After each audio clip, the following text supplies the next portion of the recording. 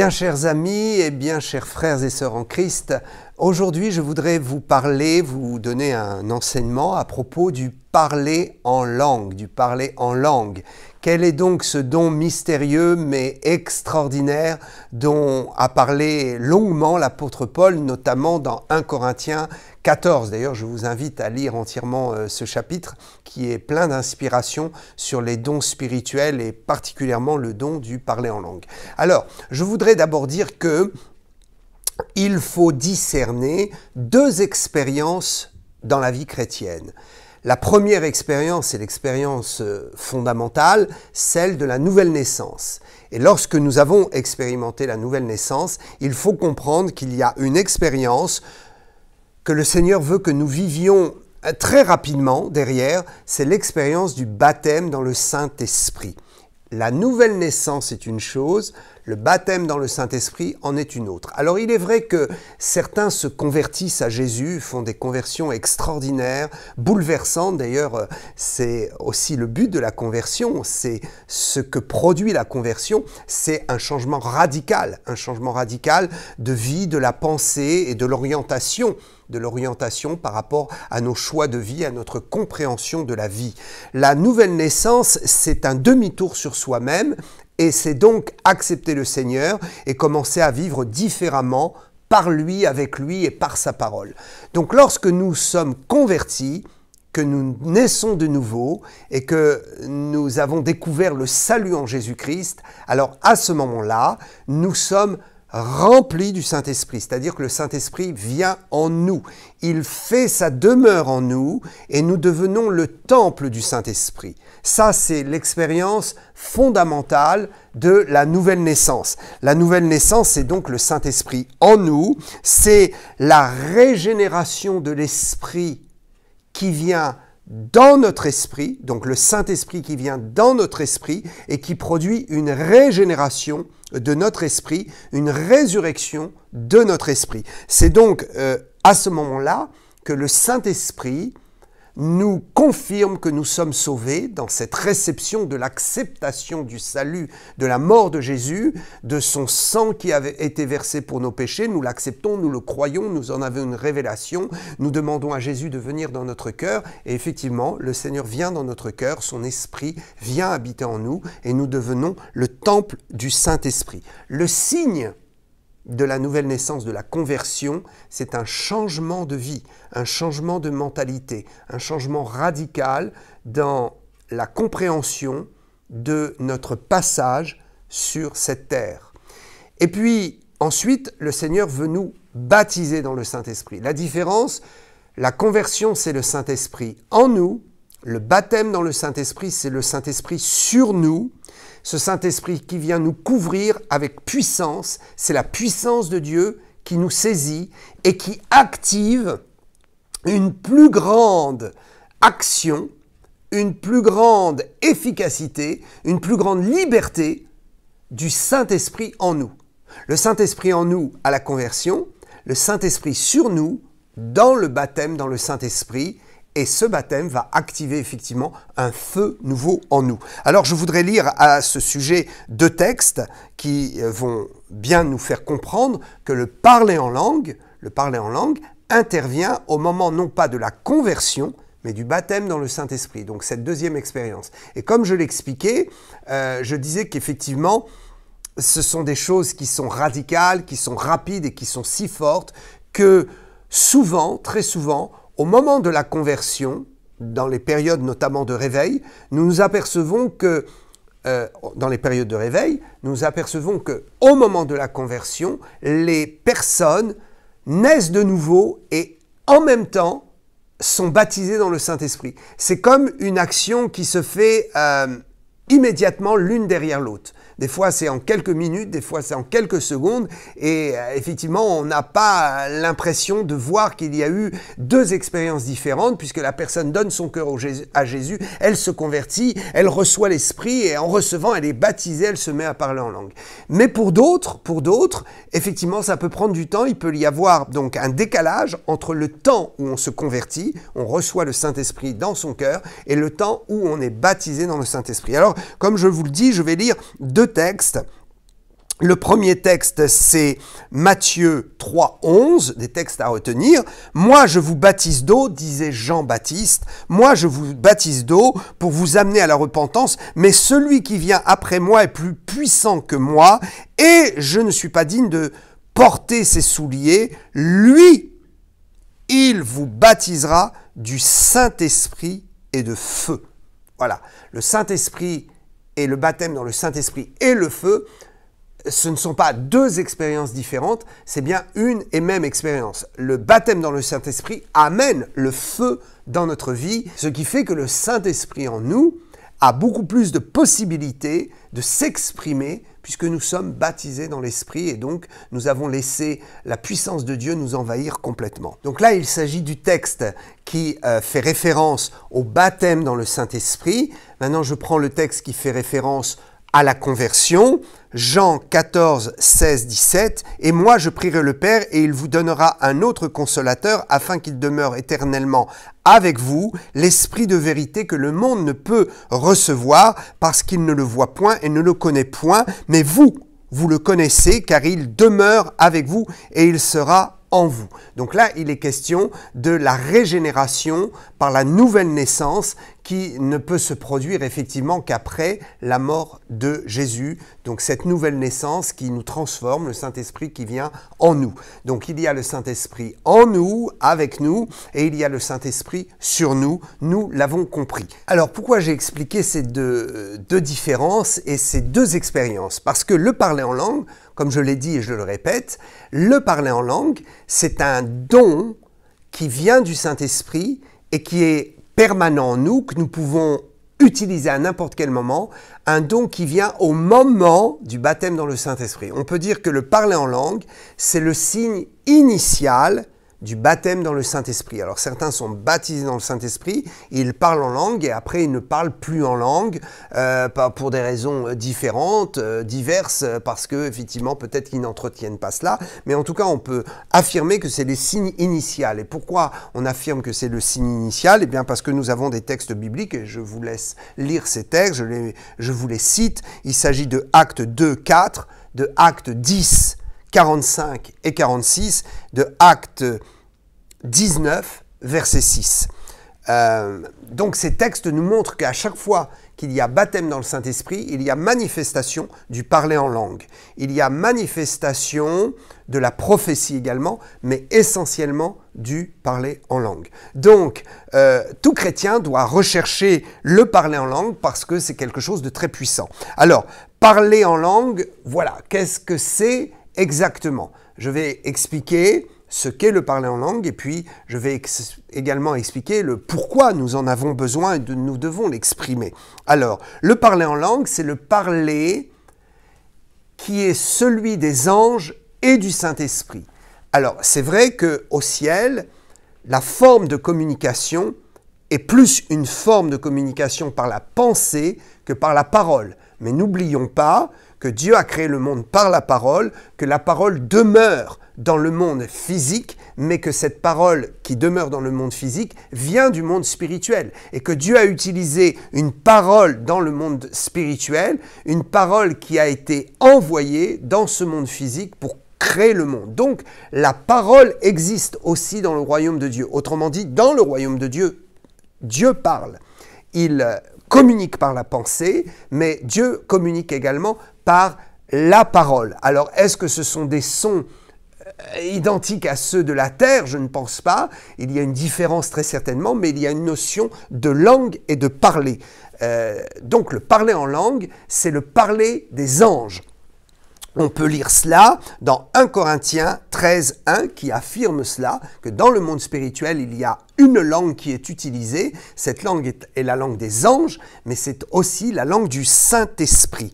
La langue des anges, 1 Corinthiens 13, 1, « Quand je parlerai les langues des hommes et des anges », dit l'apôtre Paul. Il est en train de dire que finalement, c'est l'amour, c'est la charité qui est le plus important. Et il dit même si je parlais toutes les langues des hommes, et puis tiens, même si je parlais également la langue des anges, c'est-à-dire que ce parler en langue que nous recevons au moment du baptême dans le Saint-Esprit, si je parlais la langue des anges, si je n'ai pas l'amour, je ne suis rien et je n'ai aucune supériorité, ce qui fait de moi un être spirituel, un être béni, un être qui plaît à Dieu, c'est la manifestation de l'amour. Donc ici, ce détail nous montre clairement qu'il y a un parler des anges et c'est le parler en langue. Et dans 1 Corinthiens 14,2, nous voyons que le parler en langue, c'est le parler du Saint-Esprit. Autrement dit, quand nous parlons en langue, les anges comprennent ce que nous disons. Et nous ne comprenons pas évidemment puisque nous disons des mystères. Dieu comprend et le Saint-Esprit comprend. Et quand le Saint-Esprit décide, quand l'Esprit de Dieu, quand Dieu lui-même, puisque le Saint-Esprit c'est Dieu Esprit, quand le Saint-Esprit qui est la personne de Dieu décide de parler aux anges, alors il peut utiliser le langage du parler en langue dans le monde spirituel. Regardez ce qui est écrit dans 1 Corinthiens 14,2. Celui qui parle en langue ne parle pas aux hommes mais à Dieu car personne ne le comprend. Et c'est en esprit qu'il dit des mystères. Tiens donc, c'est en esprit, c'est par le Saint-Esprit. C'est donc le Saint-Esprit qui s'exprime. Donc que Dieu soit loué, nous devons noter que le miracle de ces langues mystérieuses, qui ne sont pas, d'ailleurs, il faut que je le précise encore ici, ces langues mystérieuses qui ne sont pas l'invention peut-être d'un pan du christianisme qui serait peut-être le secteur pentecôtiste ou évangélique, le secteur pentecôtiste du monde chrétien. Non, ce n'est absolument pas une invention des pentecôtistes ni une nouveauté des pentecôtistes. Les catholiques, l'Église catholique dès le 6e, 7e siècle déjà avait vécu et vivait le parler en langue. D'ailleurs, on avait donné un nom un peu compliqué, un peu théologique à cette forme d'expression spirituelle où on dit des mots qu'on ne comprend pas. On appelait cela la glossolalie. D'ailleurs, cette glossolalie pouvait être également chantée. Ce sont des chants inspirés par les langues de l'esprit, inspirés par Dieu, dans le don, le charisme du parler en langue, qui font qu'on dit des mots qui ne sont pas compréhensibles dans le langage humain, mais qui sont extraordinaires, puissants, qui nous font frémir et qui sont donnés sous une mélodie, dans un chant, etc. Voilà. Alors, en ce qui concerne ce chant en langue, je voudrais donner deux textes importants. Éphésiens 5, 19. Entretenez-vous par des psaumes, par des hymnes et par des cantiques spirituels, chantant et célébrant de tout votre cœur les louanges du Seigneur. Colossiens 3,16 reprend d'ailleurs cette expression des cantiques spirituels. Alors certains diront, un cantique spirituel, évidemment c'est un chant ou un cantique où il y a des paroles pieuses dedans. Non, non, non, ça parle ici vraiment du monde de la spiritualité, non pas simplement de la religiosité, de l'expression de Dieu à travers des paroles pieuses et religieuses, mais parle bien de la spiritualité. D'ailleurs, je m'efforce toujours de vouloir dire aux chrétiens, faites une grande différence entre la religion et la spiritualité. La religion, ça c'est le côté très technique, très humain, dogmatique, c'est le rituel. Bon, il y en a, c'est dans notre vie aussi. Mais le vrai contact avec Dieu ne se fait pas par l'esprit religieux, il se fait par la spiritualité, c'est-à-dire toute cette forme d'expression que nous avons vis-à-vis du Seigneur, cette communion que nous avons avec lui, donc les choses spirituelles. Alors, un deuxième texte important, 1 Corinthiens 14, 15, « Je prierai par l'esprit, mais je prierai aussi par l'intelligence », et c'est là où nous avons la précision que Éphésiens et Colossiens parlent bien de chant en langue, nous avons cette précision, « Je chanterai par l'esprit, mais je chanterai aussi avec l'intelligence. » Je chanterai par l'esprit. Alors certains disent oui, c'est-à-dire que quand je chante vraiment pour le Seigneur, le Saint-Esprit me conduit à chanter. Non, c'est chanter vraiment par l'esprit dans le sens où le Saint-Esprit prend le relais et chante en nous. Donc il s'agit ici des chants en langue. Donc ces trois textes, donc 2 plus 1, puisque Éphésiens 5, 19 et Colossiens 3, 16 sont à mettre ensemble. Et puis de l'autre côté, on peut voir un deuxième texte, en tout cas un deuxième argument, c'est 1 Corinthiens 14, 15. Alors, pourquoi faut-il parler en langue? Nous avons compris que le parler en langue, c'est le parler en langue des anges et que c'est le parler aussi du Saint-Esprit. Ce sont donc des mots mystérieux que nous adressons à Dieu. Nous ne comprenons pas, mais nous nous adressons dans la puissance des mystères du royaume des cieux, nous nous adressons au Seigneur et nous disons effectivement des choses ineffables qui ne sont absolument pas traductibles dans le langage humain. Nous exprimons des réalités spirituelles qu'il n'est pas possible d'exprimer dans le langage humain parce que le langage humain est limité et manque de mots. Quand nous serons au ciel, nous verrons une gloire extraordinaire et nous verrons des couleurs qu'il n'y a pas sur terre. Nous verrons une ambiance, une création même qui n'existe pas sur terre, qui est dans le prolongement de cette création terrestre, mais qui va beaucoup plus loin. Et donc, nous trouverons des mots pour exprimer ces choses, mais dans le langage humain, nous ne pouvons pas exprimer la gloire de Dieu et tout ce qu'il y a dans son royaume. Alors, pourquoi il faut rechercher le parler en langue? D'abord, je dois dire et je dois insister sur le fait que le parler en langue est quelque chose, est un don qui est permanent. Une fois que vous êtes baptisé dans le Saint-Esprit, il y a quelque chose qui s'imprime en vous et dans votre esprit, qui est la langue spirituelle. Et cette langue spirituelle, il n'y a pas besoin d'avoir une onction particulière ou de se trouver dans une ambiance particulière, d'une ambiance de foi, une ambiance pieuse, pour pouvoir exprimer les langues. Vous pouvez à tout moment exprimer les langues, au supermarché, au volant de votre voiture, en sortant de votre travail, même au travail, à tout moment, sans avoir besoin d'être dans une condition spéciale dans la foi. Vous pouvez exprimer le parler en langue parce que c'est quelque chose qui est imprimé dans votre esprit, qui vous appartient. C'est ce que moi j'appelle le 10e don permanent. Parce qu'il y a 9 dons que l'apôtre Paul définit comme étant les dons du Saint-Esprit. Vous pourrez trouver ça dans 1 Corinthiens 12 et vous verrez notamment qu'au verset 10, et d'ailleurs je vais le citer, donc 1 Corinthiens 12, vous avez à partir du verset 7, les 9 dons spirituels. Ça, ce sont des dons que l'Esprit met en vous. Et ces dons ne peuvent être activés que sous l'onction de l'Esprit. Et il y a le don des langues qui, lui, est à part. Et lui est activé non pas par l'impulsion ou la volonté du Saint-Esprit, mais par votre propre volonté. C'est pourquoi certains qui ont été baptisés dans le Saint-Esprit disent « Oh, mais moi j'ai parlé en langue, mais ça ne revient plus » ou j'attends une onction ou un climat particulier. » Non, c'est la foi. Si vous avez parlé en langue, vous êtes capable de reparler en langue à tout moment. Il suffit d'ouvrir les vannes par la foi, de commencer, et ça va sortir de votre bouche tout à fait naturellement, puisque c'est dans votre esprit, et c'est un don que le Saint-Esprit, un don que Dieu vous fait, qui est un don permanent dans votre esprit, c'est inscrit. Alors, les 9 dons spirituels donc sont différents et je vais lire par exemple 1 Corinthiens 12:10 où nous voyons l'importance du parler en langue dans la prophétie. À un autre est donnée la diversité des langues, à un autre l'interprétation des langues. Donc nous avons compris que le parler en langue est un don qui est permanent, inscrit en vous. Dès que vous avez parlé en langue, c'est en vous. C'est inscrit, vous pouvez recommencer. Ce n'est pas une expérience unique ou une expérience qui a besoin d'être produite par la volonté de l'esprit, mais par votre volonté à vous. Donc, nous voyons une des nécessités très très importantes du parler en langue, c'est dans le cadre prophétique.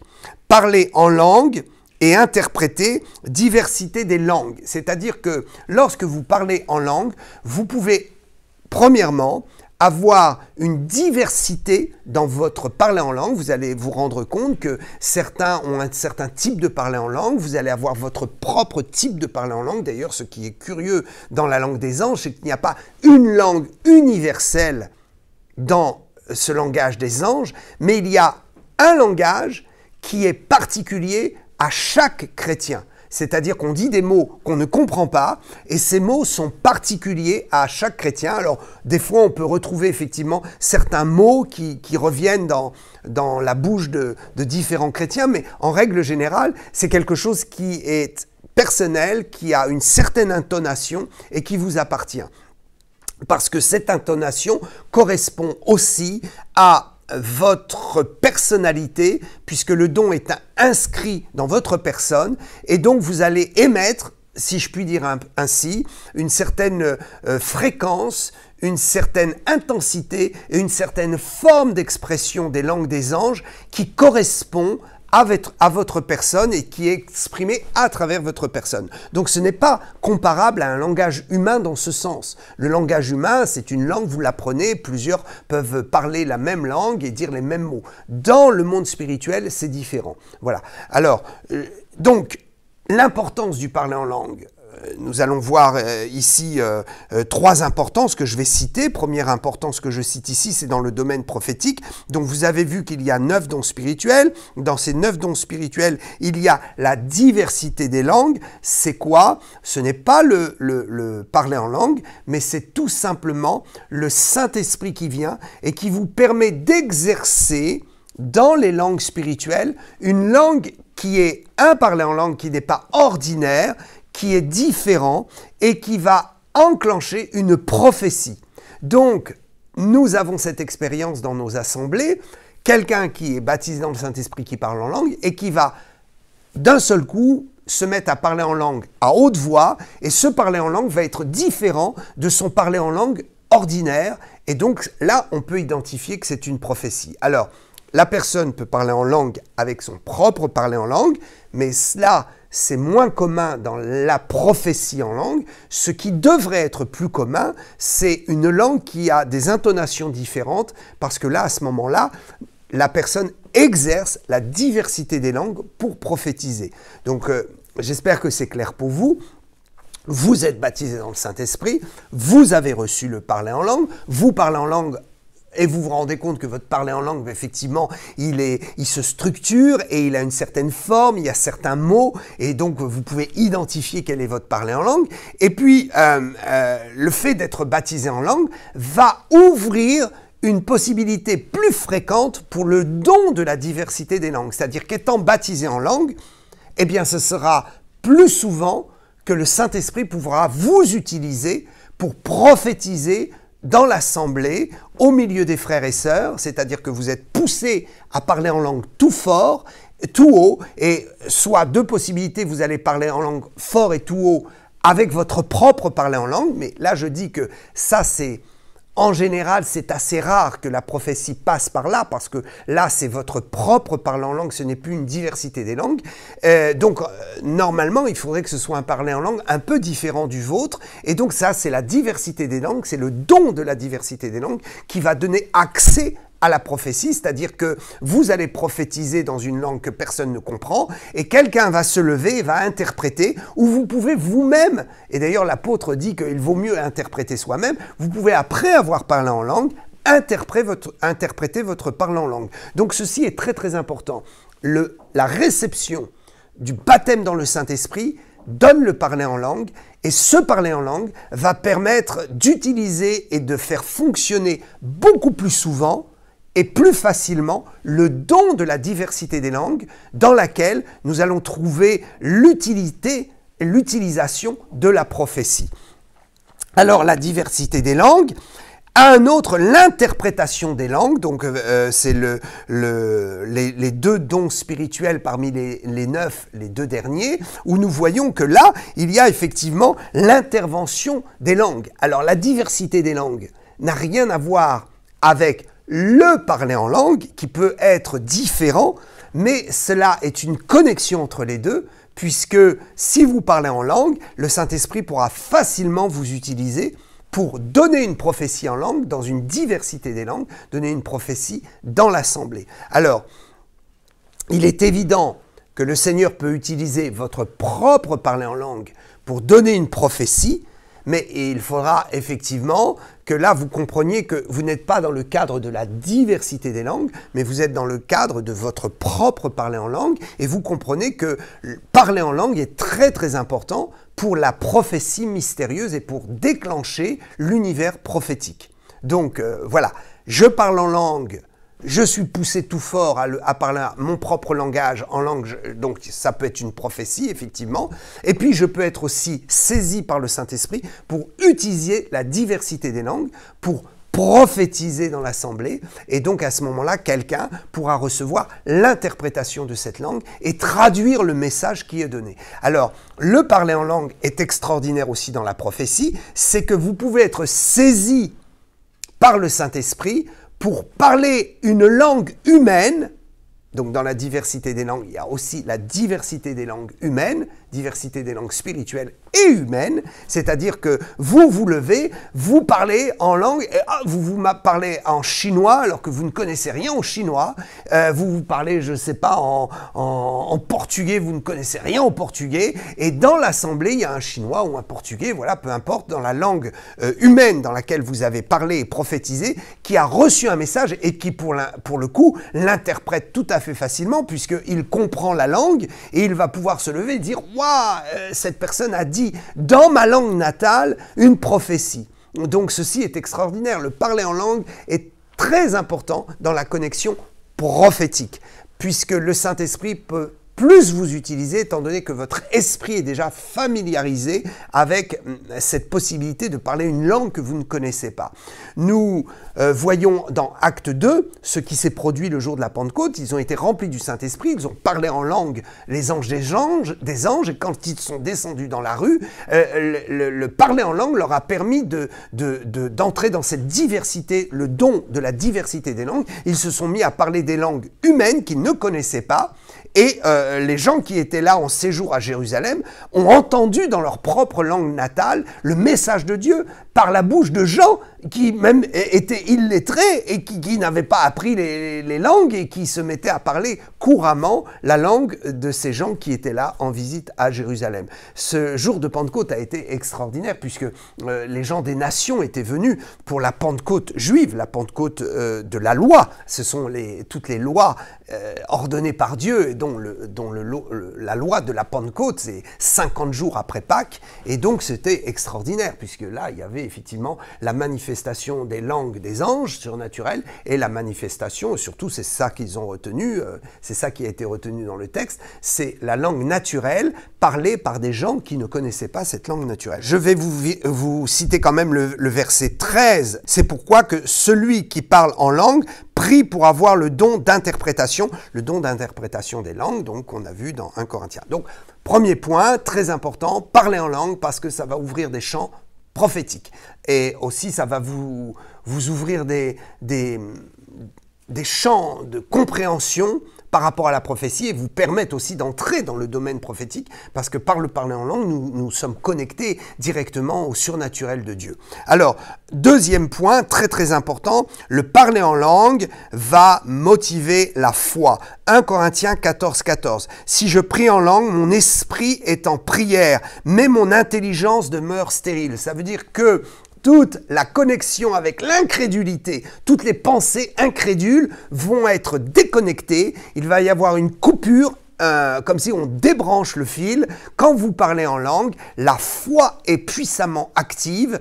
Et à ce moment-là, il se produit quelque chose de miraculeux puisque vous dites des vérités spirituelles. Vous ne pouvez pas dire, évidemment, c'est impossible dans le don des langues, dans votre parler en langue, vous ne pouvez pas dire des choses négatives, vous ne pouvez pas vous plaindre devant Dieu, vous ne pouvez que dire des choses glorieuses et des choses très positives et des choses qui sont dans la vérité de notre héritage spirituel et la vérité de la bénédiction de Dieu pour nous. Donc, cela connecte à la prophétie, cela connecte à la foi. Si vous manquez de foi, priez en langue, vous allez sentir que les pensées incrédules vont lâcher prise et votre esprit va lâcher prise et l'Esprit de Dieu va prendre le relais. Le troisième axe que l'on trouve dans la bénédiction du parler en langue, c'est l'édification. Effectivement, ça c'est très très important. Votre être intérieur s'édifie. 1 Corinthiens 14, 4. Celui qui parle en langue s'édifie lui-même. Il s'édifie lui-même. Celui qui prophétise édifie l'Église. Donc c'est vrai que le parler en langue, c'est bon pour la prophétie, mais bon, c'est pour l'Église. Mais là, on est dans le cadre d'une édification personnelle. Celui qui parle en langue, il s'édifie personnellement, c'est-à-dire qu'il va construire son être spirituel, il va, comme je l'ai dit, se déconnecter de l'incrédulité, il va enregistrer dans son cœur et dans son cerveau et dans sa mentalité des principes de foi parce que effectivement il ne comprend pas ce qu'il dit et donc à ce moment-là Dieu peut faire passer dans l'esprit de la personne une onction de foi qui va régénérer le chrétien et qui va l'édifier. Alors pourquoi il y a édification? Parce que d'abord il y a régénération de l'esprit, il y a un processus miraculeux qui se fait dans l'environnement de la présence de Dieu qui fait que on sent la foi monter en nous et on est édifié, on se sent connecté au Seigneur, et puis aussi le fait que le Saint-Esprit va dire des choses en esprit, des mystères qui vous concernent et l'Esprit va prier à l'intérieur de vous pour des requêtes que même peut-être vous ignorez, peut-être vous parlez en langue et vous êtes en train de dire au Seigneur de régler des problèmes que même vous ignorez dans votre vie. Et le Saint-Esprit va aller rechercher même dans votre vie passée ce qui pourrait rester en lien du passé ou peut-être en traumatisme dans votre conscient, dans votre subconscient, dans vos sentiments, des choses qui sont comme des maladies qui restent. Le Saint-Esprit va intercéder et vous allez être édifié et guéri. Alors je prendrai Romains 8, 26, qui est un texte incontournable. « L'Esprit nous aide dans nos faiblesses, car nous ne savons pas ce qu'il convient de demander dans nos prières. » Alors quand on lit ce texte, on dit « bah moi je sais bien je sais où ça fait mal dans ma vie, je sais où je souffre, je sais où je suis malade, je sais ce que j'ai besoin. » Oui, mais tu ne connais pas tout de ta vie et de tes besoins et tu ne sais pas où il y a des verrous dans ta vie, où il y a des blocages ou des liens. Mais le Saint-Esprit qui connaît parfaitement ta vie et qui te connaît, qui me connaît mieux que moi-même, qui te connaît mieux que toi-même, le Saint-Esprit va donc intercéder et va dire des choses convenables, ce qu'il convient de demander dans nos prières, parce qu'il y a des choses qu'on ne sait pas. L'Esprit lui-même intercède par des soupirs inexprimables. Les soupirs inexprimables sont ces variations dans le parler en langue. Quand vous êtes vraiment pris à parler en langue, vous allez sentir des soupirs, vous allez sentir des variations dans le rythme de votre parler en langue, dans l'intensité, dans le volume. Ça, c'est le Saint-Esprit qui est en train d'intercéder pour vous-même. Bien sûr que le parler en langue intercède aussi pour les autres, mais la fonction première de ce miracle, c'est pour vous, c'est pour votre édification. Quand vous parlez en langue, vous priez pour vous-même, vous vous édifiez vous-même.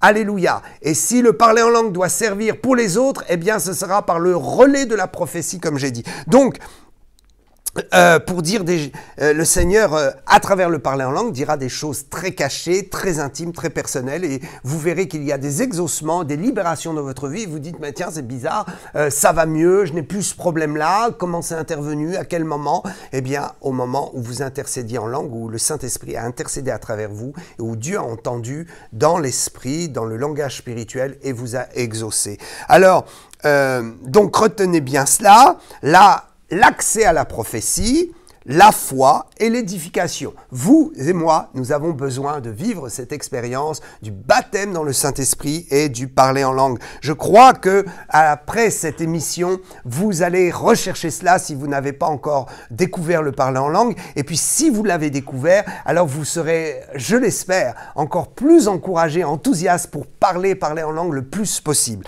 Alors la promesse, pour ceux qui penseraient que « oh, ce n'est pas pour moi, non, c'est pour le frère, c'est pour l'autre, c'est une grâce, c'est un don de Dieu, Dieu fait grâce à qui il veut, il donne à qui il veut. » N'oubliez pas que le parler en langue, le baptême dans le Saint-Esprit, n'est pas juste pour une partie des chrétiens ou une catégorie des chrétiens, mais c'est pour tous les chrétiens. Le salut est offert à tous et le baptême dans le Saint-Esprit est pour tous. Tous, nous pouvons recevoir le parler en langue et tous, nous devons le recevoir parce que Dieu désire que nous soyons tous baptisés dans le Saint-Esprit. Alors, la promesse, eh bien, je m'appuie sur le texte de Marc 16, 17. Voici les miracles qui accompagneront ceux qui auront cru. Dans ceux qui auront cru, nous le savons, il n'y a pas la démonstration, le fait de désigner des élites qui seraient peut-être plus des gens engagés dans la foi ou peut-être des serviteurs ou des servantes de Dieu, des gens dits ecclésiastiques. Non, c'est pour tous ceux qui auront cru, pour tous les enfants de Dieu, pour tous les chrétiens. En mon nom, ils chasseront les démons. Ils parleront de nouvelles langues. Alléluia, alléluia. Tous ceux qui croient peuvent accéder à ces nouvelles langues de l'esprit. Il n'est pas ici question des langues humaines, il est question des langues de l'esprit.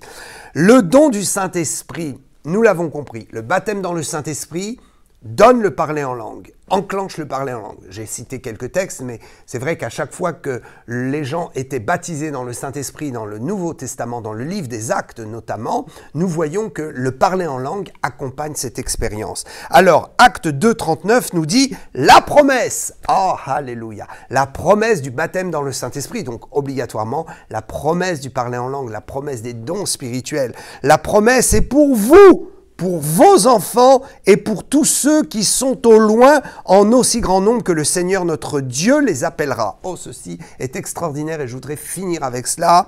La promesse est pour vous, mais pas seulement pour vos enfants et pour tous ceux qui sont au loin, physiquement et dans le temps, en aussi grand nombre que le Seigneur notre Dieu les appellera. Ce texte est extraordinaire. Il dit aux chrétiens de l'Église primitive, vous n'êtes pas les seuls, le Saint-Esprit n'arrêtera pas de fonctionner après la mort des apôtres, comme certains peuvent le penser. Le don du Saint-Esprit ne sera pas donné simplement, le baptême dans le Saint-Esprit, aux contemporains de Jésus ou des apôtres, mais le don du Saint-Esprit sera donné à tous les enfants de Dieu, jusqu'au loin, non pas dans un lointain géographique, certes à l'époque aussi, dans un lointain géographique, mais surtout dans un lointain du temps. Depuis 2000 ans, le Seigneur baptise de son Esprit. Aujourd'hui encore, le Saint-Esprit agit. Le ministère du Saint-Esprit agit sur cette terre. Le Saint-Esprit n'est pas reparti au ciel avec la mort des apôtres. Le Saint-Esprit repartira au ciel avec l'Église, l'épouse de Jésus-Christ. Pour l'instant, depuis 2000 ans, le Saint-Esprit a été envoyé sur terre pour une mission. Remplir notre vie, remplir notre existence, nous conduire vers les dons de Dieu et nous donner la puissance pour vivre une vie chrétienne glorieuse. Alors je vous invite à le croire. Pour vous, aujourd'hui, pour vos enfants et pour tous ceux qui viendront se convertir jusqu'à ce que le Seigneur revienne, que ce soit ici, que ce soit au bout du monde, la promesse est pour tous. Alléluia, je vous encourage. Je prie au nom de Jésus-Christ de Nazareth. Je prie que la puissance de Dieu vous saisisse maintenant. Je prie que le don du Saint-Esprit vous soit donné. Je prie afin que l'Éternel accomplisse ses vœux pour vous, ses désirs, qu'il accomplisse sa parole pour vous, que sa parole s'accomplisse maintenant pour vous et que dans le nom de Jésus, vous soyez remplis du Saint-Esprit. Après avoir cru en Jésus, que le Saint-Esprit vienne sur vous comme une couverture, comme un vêtement, comme un revêtement de puissance et que dans le nom de Jésus, votre esprit soit activé et que votre bouche s'ouvre au nom de Jésus-Christ de Nazareth. Shayokore simbarakita ramosand le torobashika yamosorokoshi yebeberebo sokorayanda sakaraba. Je prie pour que vous receviez votre propre parler en langue, votre propre parler en langue. Vous pouvez commencer à répéter le parler en langue de quelqu'un. Oui, bien sûr, vous pouvez le faire, mais vous comprenez qu'à un moment, le déclic de la foi et la connexion dans la puissance de Dieu va se faire et vous allez parler votre propre parler en langue. Alléluia, alléluia. Kara shikora mosaka yamasaka. Reta kashimaya. Mettez la main sur votre cœur, mettez la main sur votre tête et croyez avec moi, dites avec moi, Père, au nom de Jésus-Christ de Nazareth, je te prie de me baptiser dans le Saint-Esprit. Dites avec moi, Seigneur Jésus, donne-moi le don du Saint-Esprit. Remplis-moi de ce feu et de cette promesse. Je crois, Seigneur, je crois et je reçois. Au nom de Jésus-Christ, Amen, Amen, Amen. À bientôt pour une autre émission. Soyez dans la paix et que la joie du Saint-Esprit soit avec vous.